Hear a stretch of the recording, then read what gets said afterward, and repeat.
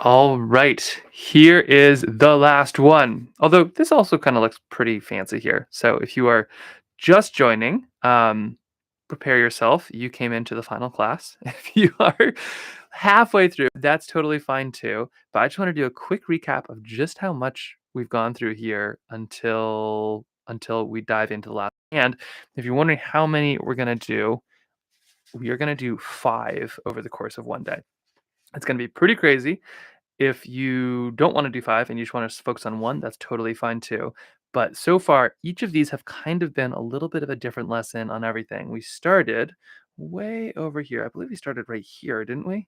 And then kinda worked our way down. So we covered how to draw little people, bears, stuff like this was really difficult. I remember this one being so hard, and I wasn't sure how it worked out, but now it's looking into it, it's like one of my favorite ones here. We've sketched everything from puffins. We've done jellyfish. We got really, really messy with those, but those turned out great. Sea otters. That was a really, really fun one. And then we even did stuff like this with the salt, if you remember. A little bit of spackling almost, some of those textures. And then this one in as few brushstrokes as possible. That is still a lesson I am trying to learn today. Have not quite figured out how to repeat that one. Although I will say, I just gotta show this one 'cause it's my favorite.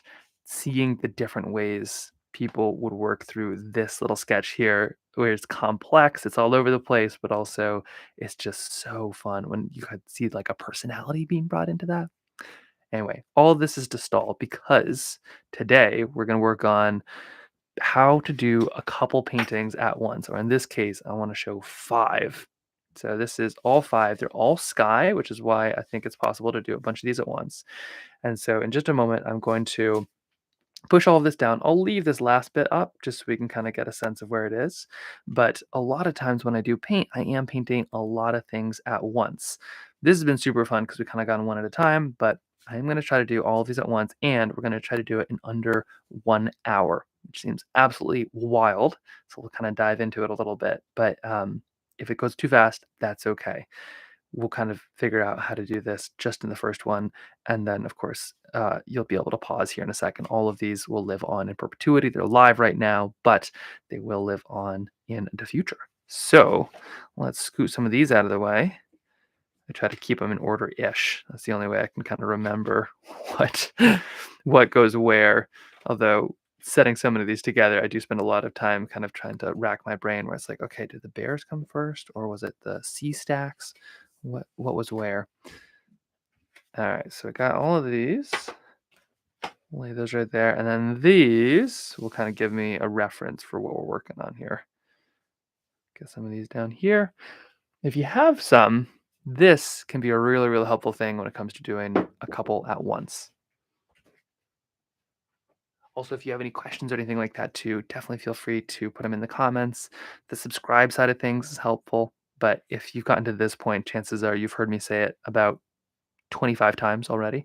But it's also been really fun to see what people are working on, and I always love, love, love to see the sketches that come from this. It's really fun to see your versions, but then also, sometimes somebody will work on salt and realize it's a cool way to do the ocean, and it gives me so much inspiration to see all of that. All right, super fancy technique here. If you're ready, tape, rolled, boom. That took a MFA to figure that one out. No, I'm just kidding. I don't have an MFA. I have a bachelor's in not art, which I think is a kind of a good reminder too that you really don't need to have a fancy degree to do any of this. You need persistence and something that you find interesting enough to keep on going. That's what counts. That's what it is. MFAs, like, they're great. I think the masters of fine art out there are hardworking. I love the dedication, but I also think that when it comes to real art, so much of it can't be taught, can't be copied, because it is so based on what you find interesting and what you like. That's what counts. I can teach you some little skills here, but when it comes down to it, it's really what you find fun and interesting. Oop, did I just scoot that? I guess that one goes there. It's really what you find fun and interesting, and that's really what counts. Although if you can paint 5 or 6 things that you find fun and interesting, the efficiency, that's what I can help you with. A little bit here. You can also tape stuff fully down if you want like a really crisp, clean line. Sometimes that's a good way to do it. You can just kind of put a little bit of tape over. Make sure it's like a non-sticky tape. I love masking tape. It's what you use for walls and things like that because it won't pull too hard and you'll save the back of your paper just a little bit. But really, any way you can affix stuff works well. There we go. Okay. That looks good, right? There we go, all lined up. How fancy is that? And then we got a little bit of this here. Place this for some easy access. Oh, maybe I should scoot everything down just when you think it's in the right spot. There we go. Just take 1 second. With big sheets of paper too, you kind of want to tape things down because they can kind of wrinkle. That's part of the reason I love working small. Is it's just small enough where it really doesn't give you too much trouble. But this is kind of a fun way to do it too because we're going to do something big and long, and it has all the benefits of being small, but we're about to get all the benefits of doing something kind of synchronized as well. This is a really fun way to do that. All right. So we did all of these over the course of days and days and days. We're going to do all of these over the course of less than 1 hour here. So any questions? Nope. Looks like we're all good. Okay. Here we go. Got our tools, grabbing a brush. I do have a slightly bigger brush. This is a number 12. Sometimes when it comes to working fast, I'll go with a slightly bigger brush. I will also grab myself a normal size brush too, the kind that I normally use for everything, which would also totally work fine. Just for speed's sake, sometimes I like a slightly bigger one because you can just get more water and put more water on more paper. Uh, it's just as simple as that. All right. So we're going to try to match things relatively close, and we're going to kind of work from one to the other. So we're going to kind of pick a layer and then work our way across all of this. For color wise, if you look at this needs to be purplish. We'll go purplish here. This right here means that this mountain is kind of blue, which will be interesting. And you can pick if you want a blue sky or a stormy sky. We'll get to that last, sort of. If it's a blue sky, you might want to get to that first. And then all of these will kind of match up. So I'm actually going to start with this background right here because it's going to be some of the kind of bluest. And I'm thinking this is going to be kind of a fun mountain. I'm not going to put too much detail into it. In the past, I've done really wild things where I had very, mountains like this or something like that. You can do really fancy ones. There's a little bit of movement up there. This is from the letter that we send out. A little bit of movement up there, but the hard part is we just need a little bit of texture. We don't need too much detail, not when we're trying to do something too big. Expectations in watercolor are huge. If you wanted to paint the Sistine Chapel, don't give yourself an hour. And if you only have an hour, don't try to paint the Sistine Chapel. So we're just going to be pretty basic here. And I'm going to, whatever's this little color of yours, if you've painted this already, that is the color that we're going to do here. You've already chosen. And I am blurry. There we go. Put my glasses back on. All right. A little bit of some blue right in here. Just a tab. Oh, big brush, more water. Look at that already. And I'm just going to dab a little bit of water just on each of these. It's almost like you're doing like muffins or cupcakes or something like that. You're really just kind of trying to be efficient, and you're going to do the same motion times 5, or in this case 4. It makes things a little bit less perfect, but it's great practice because you get really good at the same thing. You can also do this with like other paintings too if you want. You can do just like a single painting. Say you want to paint the puffins 6 times. You just trace all of this out. It can be a great way to do Christmas cards as well. Adding a little bit of blue here.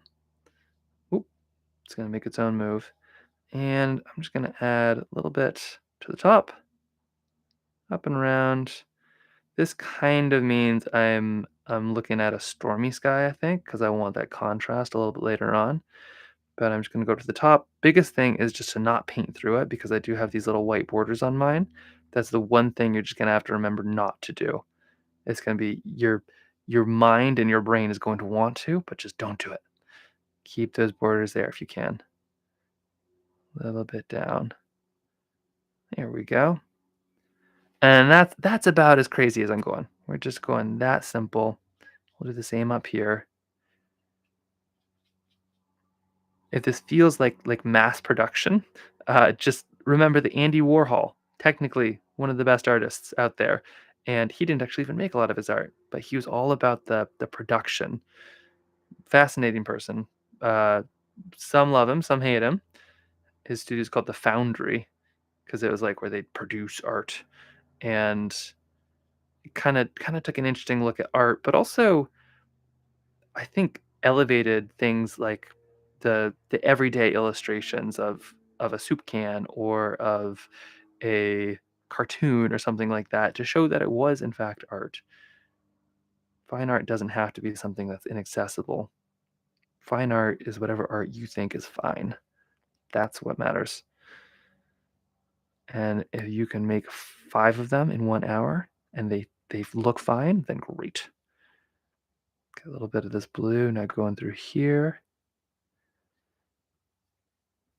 It was really fun too, is each of these little panels is going to be totally different. That's something I just love, how you can not copy watercolor. It's like a snowflake. Every single one of them is a little bit different. Also, being a little bit more loose with these lines down here, just because I know it's going to be darker. I think this blue is probably the lightest thing we're going to put on it. A little bit over the edge, scooting around, and over. There we go. And look at that. You just covered like the real estate of an entire trail tile basically instantly. It's pretty darn cool. My hope at some point too is I would love to actually bring everybody into the field. If you're on YouTube, then you know the joys and the power of online art. But one day, I'm hoping that I'll be able to do a little bit more in the 360 video realm. And 360 video is just video that captures everything. Because I feel like it'd be really fun to actually do some of these paintings in the places where they inspired me. So a lot of this is kind of inspired by Alaskan mountains and the coast and Seward and Cordova and places like that. But if I could actually be there and then capture every angle, you could kind of look wherever you want while we're painting this together. Still figuring out the technology. I'm one step closer to Amish than I am real techie. So that doesn't always make the most sense to me. But I think that it could be a really cool thing. So that'll probably happen on a platform like this if you ever want to try some of that out. I'll be doing some experimentation, which is the key part of art. You just kind of got to try it all out. It's fun. So looking at this, we have one, two, three, four little panels there. We're going to have our sky, which will be a little bit more fancy. And then we only have 3 parts left. You can see kind of there's some fun textures going on here. I think that's just my paint gradient. But we have 3 things left. We have this mountain, and this sky. And actually, once like this is dry, we'll almost be able to do all of them in tandem. Which, if you notice too with watercolor, next time you try one, take a look. You might spend most of your time waiting. If it's super, super detailed, like a ship or a piece of seaweed or something like that, the waiting time might be a little bit different because you're just being really, really fiddly. But with the big stuff, I'd say the vast majority of watercolor is kind of waiting for paint to dry. Like this whole art form is literally watching paint dry.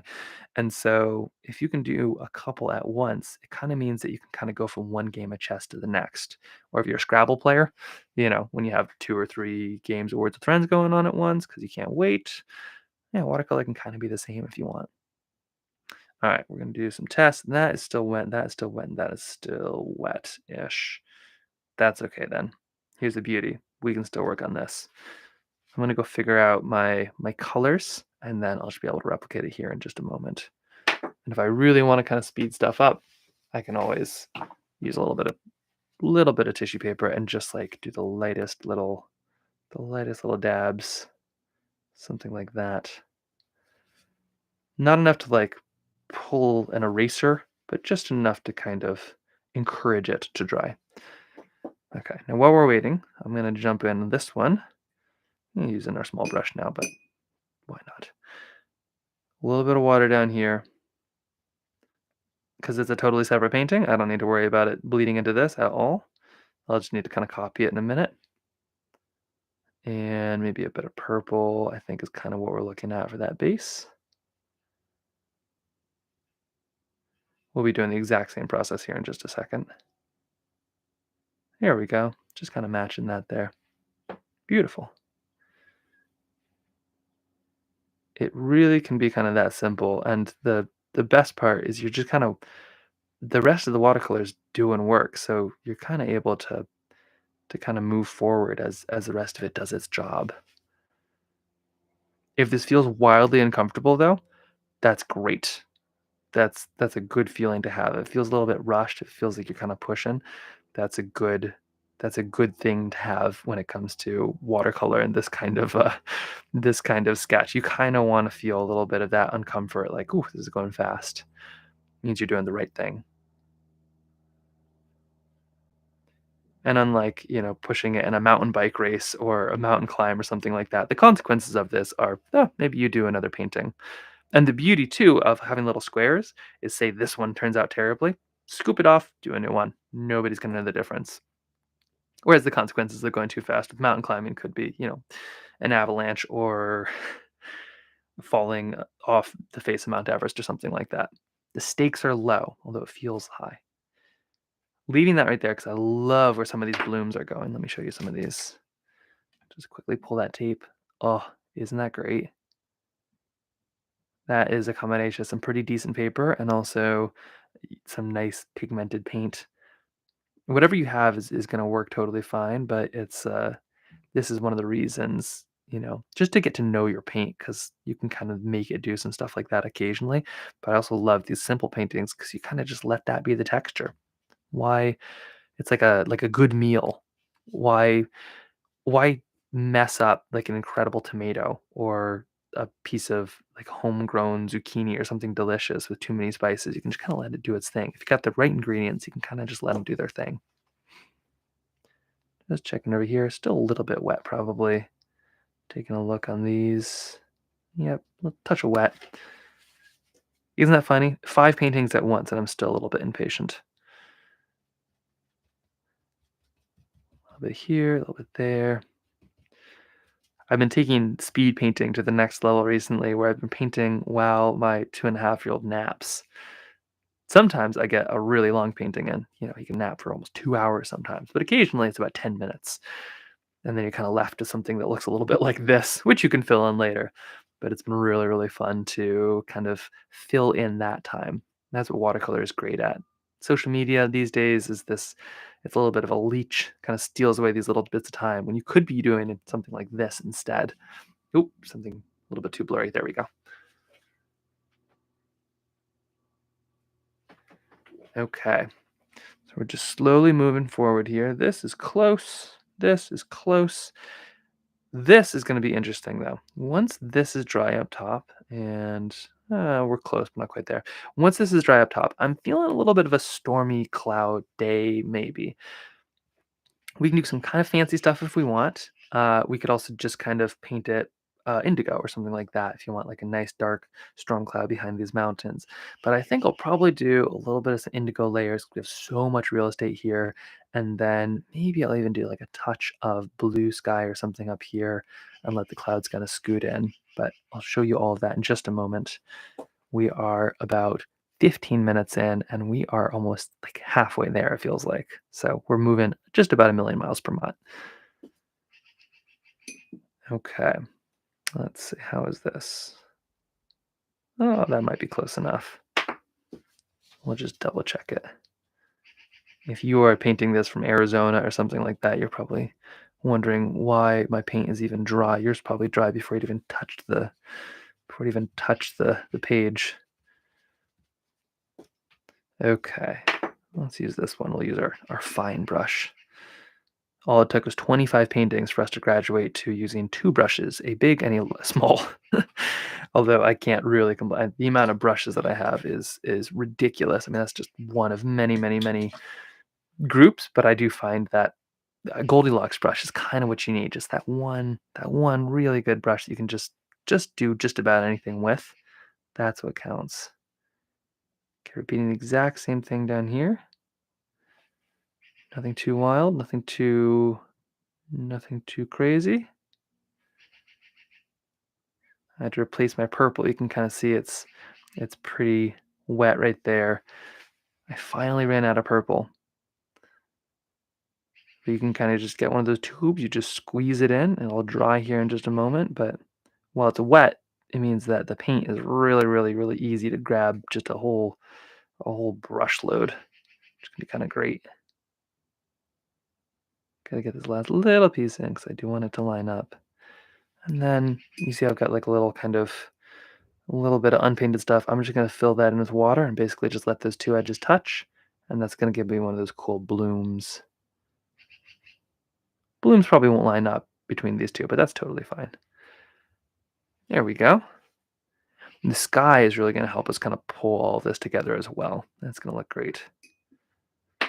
And to show you some of this fun texture that I was talking about, look at look at this. Can you see that? It's kind of this really fun little bits of texture of the maybe if I go like that.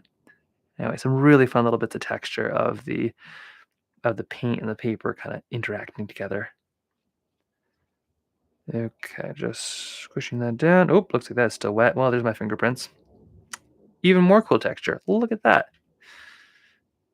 Masterclass in adding your literally adding your fingerprints to your own art. That's how you do it. All right. And down here, I'm making sure that this is extra dry because we're gonna kind of want to do this one all at once because this is really, really dark. So I don't want this to scoot into the mountain too much. We have a little bit of brown, then it's gonna go into blue, dark blue, purple, blue. Or depending on however you have your mountains, that's kind of the pattern you're gonna follow. There's a small brushwork here, touch of brown. It's gonna start me off. Once again, working kind of between those little bit of borders that I have on there.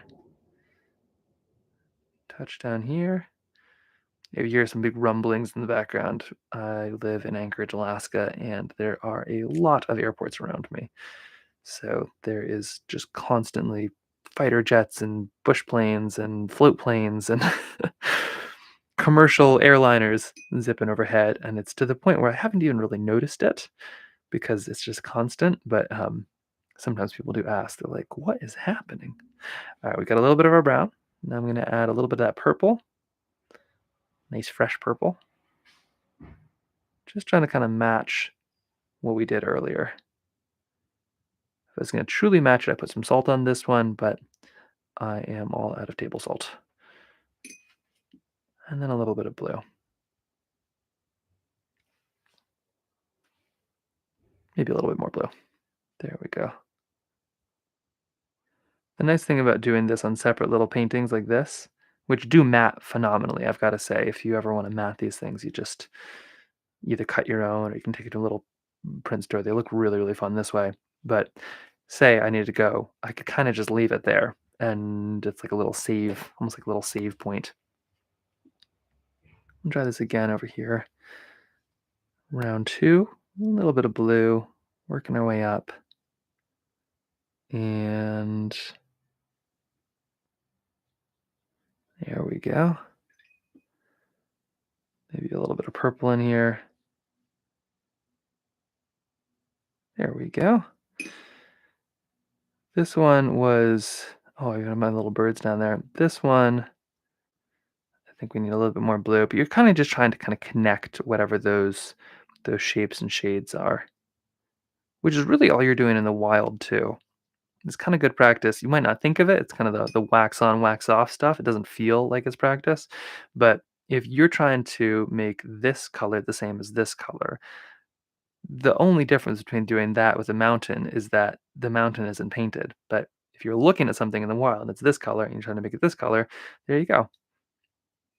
It's amazing how a little painting in a studio can prepare you to paint outside if that's something you want to do. I think a lot of people make it seem like plein air painting is the holy grail of watercolor to actually paint in these beautiful places, but I will say it's often a pretty stressful experience. So if that's not your thing, that's totally fine too. You can still connect with these places by painting inside in a studio. That is, don't let anybody make you feel like that's any less of a connection to nature. The difference is you're not being eaten by mosquitoes or have cold fingers right now, which has its own value too. I've got to say, if you want to paint fast, add a million blood-sucking insects to the mix. It is a great way to get things going. All right, just like that, we've done the second and the third thing, and now all that is left is this fourth right here, this big, big, big sky, which happens to be one of the most scary, big, giant, like mess-filled potentials that you can imagine. But we're gonna do it all together. It's gonna look great, and I'm gonna get a quick drink here because I'm gonna need to fortify myself. It's water. I'm drinking water. It's not anything stronger, but this is kind of a big one here.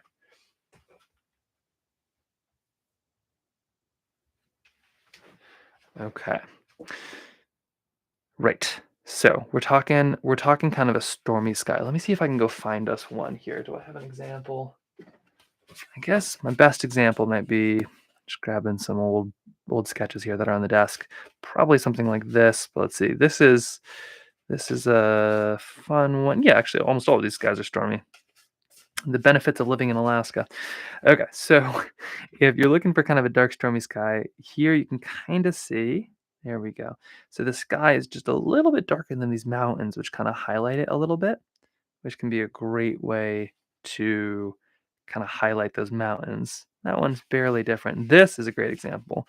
Without the sky, these mountains are really, I mean, they almost blend into the sky, which does happen in Alaskan winters. You have these white snowy mountains, and then you have a white kind of snow-colored sky, and it's almost like the mountains just don't exist until you see somebody floating up there. And then you have something like this, which is another example. Now, these are all pretty stark in contrast, so I might try to do something that's a little bit more everything, but it is going to take to get those blooms a lot of wet on wet. So it'll be kind of quick, but the beauty is we could kind of do it piece by piece by piece by piece. So we don't have to worry too much about getting it perfect all at once. Okay. But we do have to start this somewhere. Check in dryness levels here. I could use a second. So why don't we do one of these instead? Who's mirror mirror on the wall? Who is the driest tile of them all? I think this one is. All right. Yeah. So yeah, pick your driest tile and let's give this a go. Maybe. I would love that this one was. This feels dry enough. Yeah. There's something. Maybe it's just years and years of reading and writing and things, but something. I like the idea of going this way. Probably also because I'm right-handed, so that way it's less smearing. Okay. If you're a lefty, maybe start from this side. So what I'm going to do is I'm going to add a little bit of water to the top. Just clean water, no color. We're just kind of adding a little bit of this up here because we're about to add some pretty dark stuff. It's about to get dark. This could be a good time for a big brush, but I kind of want the small one because I want that precision. Whatever goes here is going to stick because there's not a whole lot of stuff that's going to be darker. Next, you're going to kind of prep the palette here. Got a little bit of that indigo. Get some water into it. There we go. And here we go. You ready to do this? No going back. Actually, there is going back. You would just like redo this. It would take you 10 seconds, but it doesn't sound as dramatic. And then I'm going to make the darkest part right where the mountain touches the sky. So I'm just working my way around there, being nice and gentle. Scooting up just like that.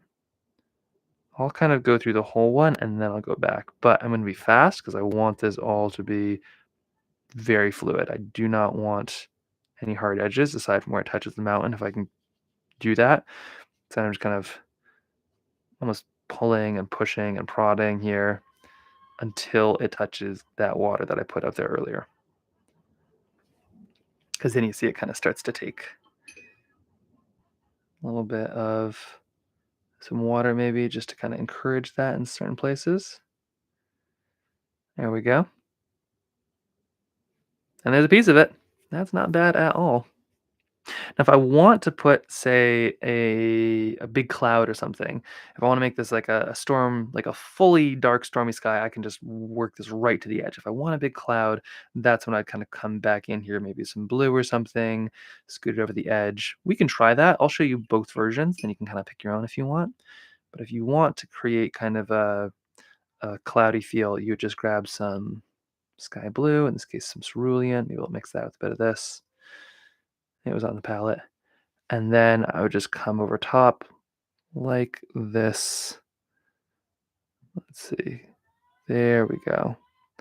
Just come over top like this and kind of make that cloud shape.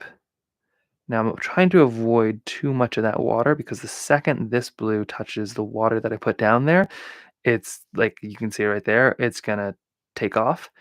That can be okay. You absolutely have clouds that are sharp edges, but then they kind of fluff and scoot their way around. You just don't want all of the cloud to do that necessarily. So it can be kind of one of those intentional, not intentional things. A little bit here, a little bit there. Okay, and then we're gonna let this go down. Okay, and there we go. So something like that. That's kind of probably how I do it a little bit. Maybe I'll even make some more of these little intentional breaks. So maybe I'll add a little bit of water here, let it really flow. There we go. That's kind of cloud-esque, isn't it? Here, you want to see that closely? Let me pull this up. Okay, so there we go. That's kind of a fun way, add a little bit of cloud. You can also come back in if you want with a little bit of indigo to kind of get some shading in there. Just make sure you don't break that line, otherwise you might get some more than you bargained for. But this is kind of watercolor's domain, so some level you kind of got to leave it alone and let it do its thing. There we go, something like that. Got a big old cloud coming over that mountain. Now comes a real challenge. How are we going to repeat this? So if we put this here, and just going to tape it back down, get some more fingerprints all over there. Now to repeat this is going to be where it gets really exciting and interesting, right? Because that is a lot of unpredictability and kind of all over the placeness. So this is where it's going to get fun. The benefit though is this will dry as we do the rest. So say we were just making this or something, we want to put a couple birds in it, we'd just be waiting around. Okay, here we go. Oh, I hear Kip. The beauty of a live painting. um, all right, here we go. Actually, here I'll let him take a look. Here, I'm in the outdoor shed. Hey, Kip, you want to use? Oh, don't touch it. This is I had these palettes drying outside, and that is exactly what you don't want a little 2.5-year-old to get into. But hey, you want to come see this?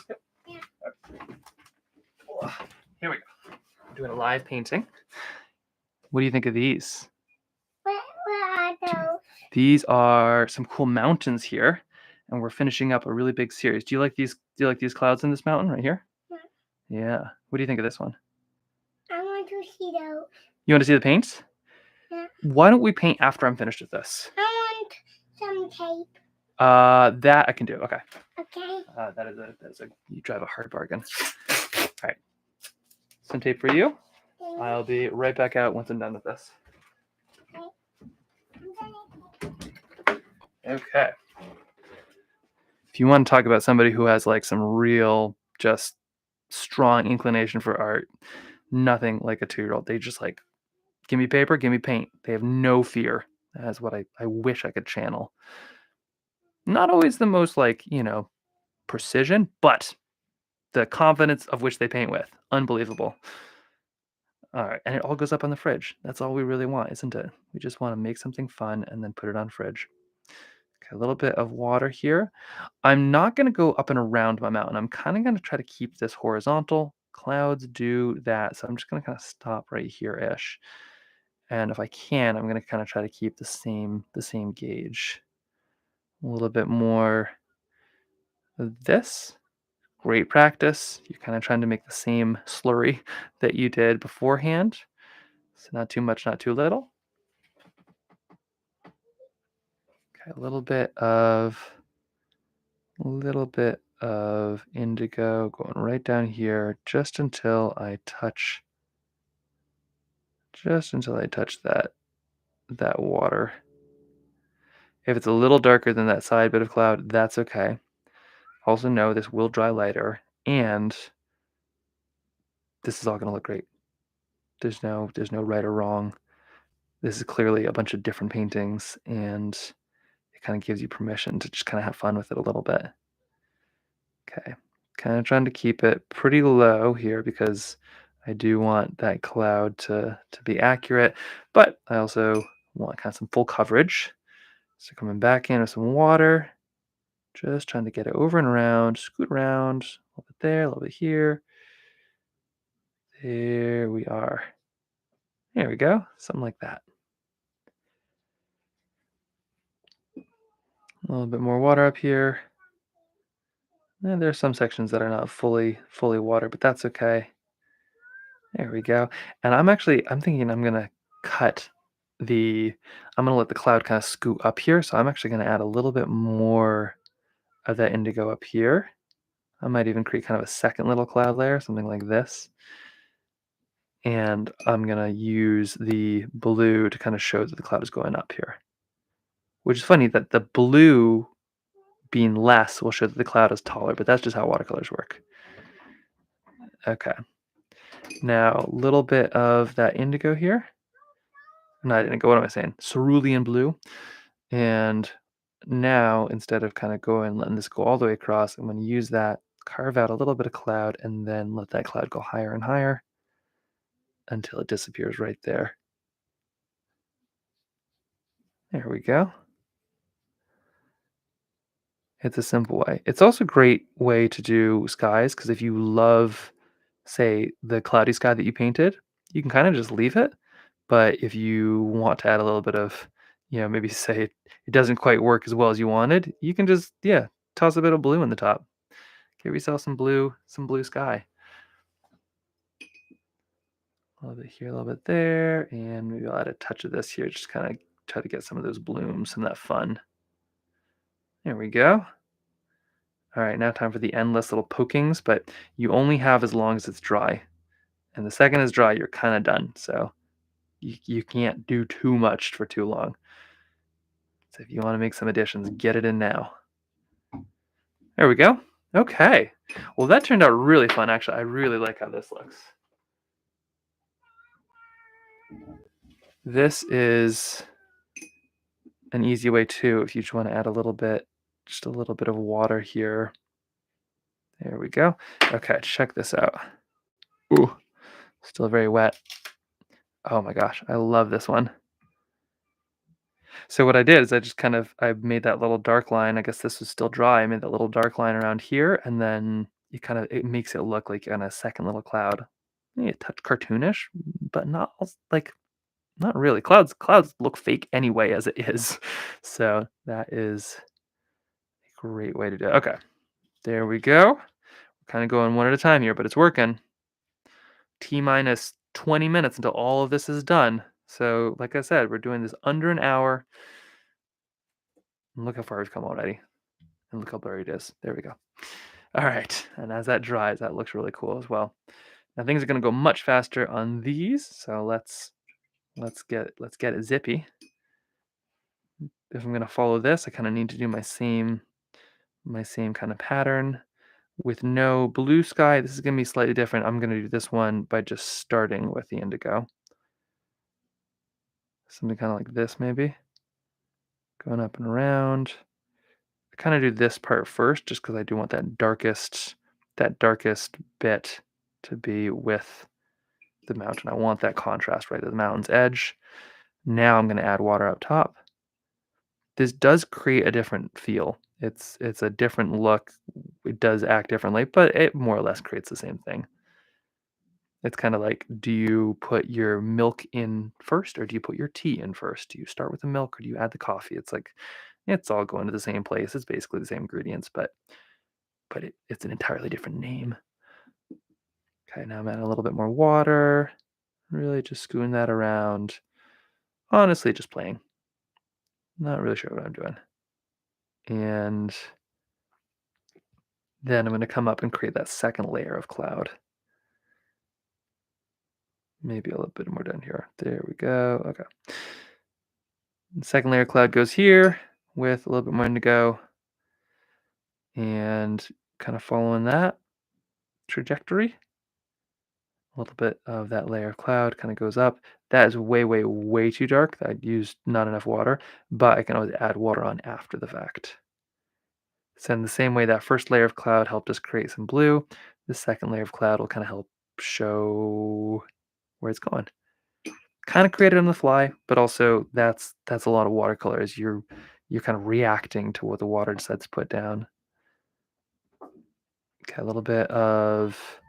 just a little bit of water up here.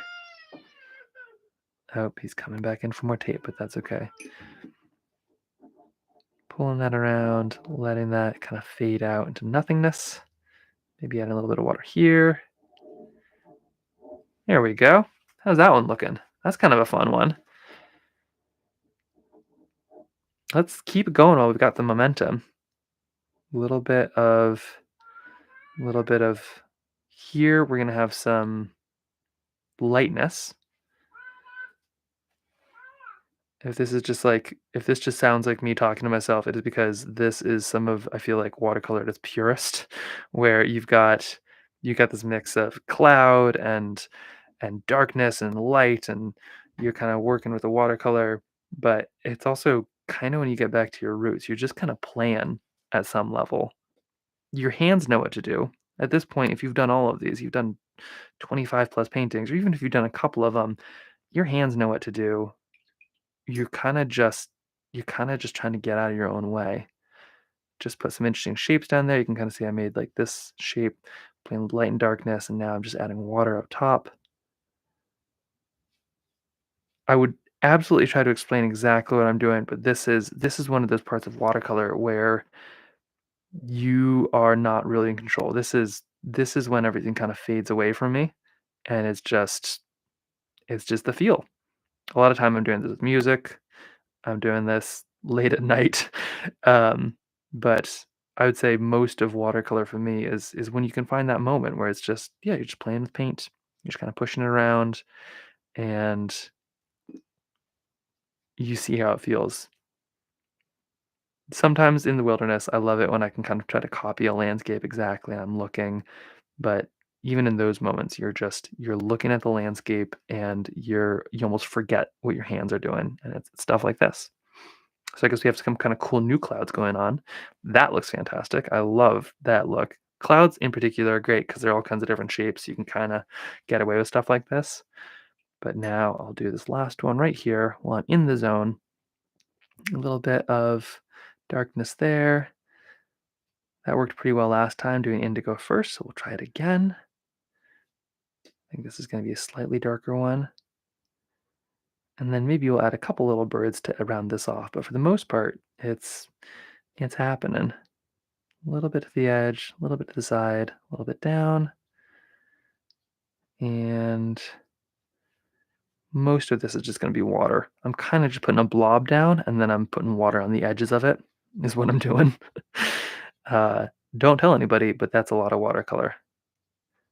Especially if anybody ever like pays for a piece of artwork and they're like, "Oh, this is perfect. This really encompassed exactly what this guy felt like." Do not tell them.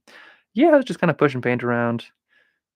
Felt good to add some water here because the truth is like this is just as accurate as what any sky will be. Especially in watercolor because a lot of times you're painting and the sky does change. You'll start painting one way and then by the time you finish it, it's like an entirely different sky. At least I find I'm not the fastest painter, but even so. So you kind of got to keep a lot of it in your mind. There we go, a little bit down here. And that kind of gives us two very different kind of types of sky here. Maybe even add a little bit of some nice indigo way up top. There we go, something like that. These corner pieces are nice too because you don't have to, like, match it, so you can kinda do whatever you want. Okay, there you go. How's something like that look?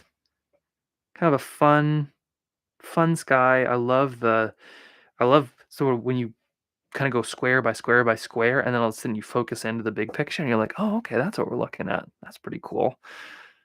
Probably put a couple of birds in here in just a second once they're dry, but that is full coverage. I mean, look at that.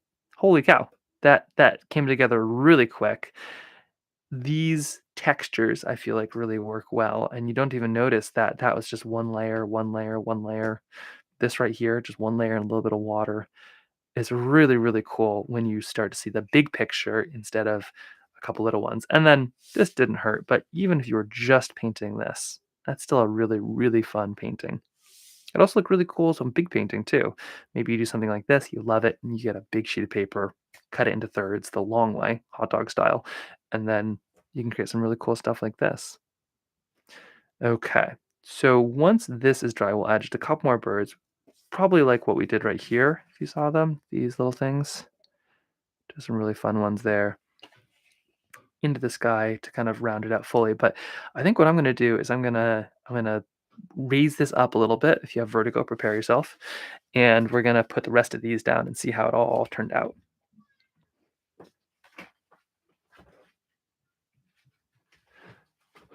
Curious to see how your skies go as well. If you want, definitely let me know in the comments. Also, feel free to send us photos too. I always love to see them because sometimes you gotta kind of wait a little while until it all comes together. I do know with watercolors, sometimes my first attempt is terrible, and then I wait a week, and all of a sudden, that first attempt now looks phenomenal. I don't know what happens, but they're like a wine or something. Sometimes gotta age a watercolor. Just let them have their moment. All right, I'm gonna pull all my tape off now. I'll save that for a certain little 2.5-year-old who's very obsessed with tape. A little bit of this goes here, a little bit of this. Oh, there you are. Just tossing those up, letting them dry. There's something lovely about kind of some wet little watercolor tiles. It's just like holding a, like an amphibian or something like that. Here we go. Okay, and let's see if I can kind of keep these all in the same order. This is the fun part because I haven't seen this whole painting together ever. I have traced it out. I've sketched it. Full disclosure, I have not painted the thing. I didn't even paint like a test round of it. I kind of just went from the outline. So this is going to be my first time ever seeing the whole thing. Okay. Well, it's wet too. You can kind of bend to these things if you need to. Look kind of curl up, but paper is pretty flexible. Okay, a little bit here, a little bit there. There we go. I want this one nice and it'll be pretty airtight here if I can kind of keep all the edges because I am really excited to see what this all looks like. You could have also stopped at the last one. I will say when we had I guess it was 20 tiles, because it was 25 total, and we just did the last 5, but when it was just the 20 tile block, I thought that looked pretty cool too. But now that I see the sky, I am so glad we continued on. Okay, a little bit there, a little bit there, a little bit up here. Okay, that's starting to look pretty cool. And then if I have these in order, I should be able to just kind of create a giant deck of cards, basically. One right here, one right here. Okay, got one right here. And here we go. It's funny, but actually I kind of feel some tension here. This is exciting. Oh, let's see, hold on. Nope, we gotta go higher. Just when you thought we were close. We go just a little higher. You can still see, right? My desk is so messy, I physically cannot do any more pushing up than this. There is just well, yeah, I don't know if you should actually see this, but okay, here you go. There is just a lot, stuff right there. But we watch and we don't judge. And put that there, put this here. It's all perfect. And then you like scoot one out of the way and it's like just knocking a puzzle or something. A little bit here. Okay, that should be fine. That should be enough. All right, here it comes together. Let's see how this looks and how are we doing on time. There we go. 8 minutes to spare.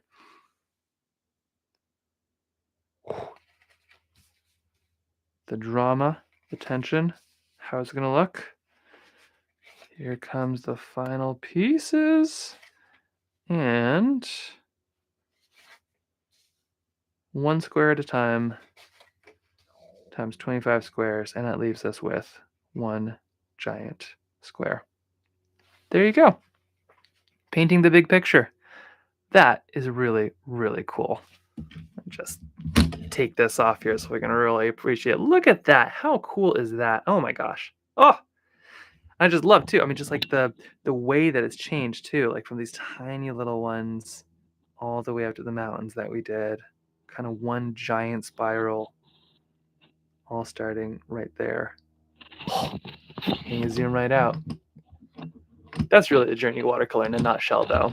You know, it's like one sketch at a time. You're just making these little tiny paintings, then all of a sudden you look up one day and you realize, holy cow, look at what I've done. Look how far I've come. It's really cool stuff. Well, this has been amazing. Whether you did 1 or 25, I've been so thrilled to do this together, and I hope it doesn't end too. We're gonna be continuing to do lots of fun stuff. We'll be doing lives, and I will say too, my dream and my goal is to follow my grandmother's sketches. She left behind like 6,000, and they didn't look that fancier than what we did. Here's the Alaska book I can show you. This is what I'm tracking down a little bit later, but you know, she would do little sketches like this. Here's a fun little one of Bolt Castle. I think that's somewhere in the St. Lawrence. Whereas here's some Alaska ones. My goal and my dream is one day to track down all of these. But all she wrote down was brown, yellow ochre, light gray, green, brown ochre, light green. You can kind of see these little tiny notes. So that's what I have to work from. But that's no different than what we were doing with any of these. And my dream is to paint in all of these, all 6,000 someday. The trick with these ones is I just got to go find out where she made them to paint them in. But I really look forward to doing that. And I was thinking that could be a really fun one with things that I can't find. For instance, oh, where's a good example here? These ones, I should be able to find all of these. But sometimes she would sketch like a caribou or something, or even a little bear like that. If we trace this, we could paint it in together, and I think that would just be one of the funnest things. So I think we're gonna have a lot more sketches to do. I can't wait to paint, especially a lot of these fun animals together, and just kind of keep this going. You're doing an awesome job, even just by being here. It is a hard thing to start, but that is the hardest part. And I can't wait to see what you make. Definitely keep in touch. And if you get the chance, whatever you can do, paint it forward. The world needs more art, and you're so well on your way, whether that's inspiration or just encouraging somebody else to get started. It can mean a world of difference. It certainly did for me.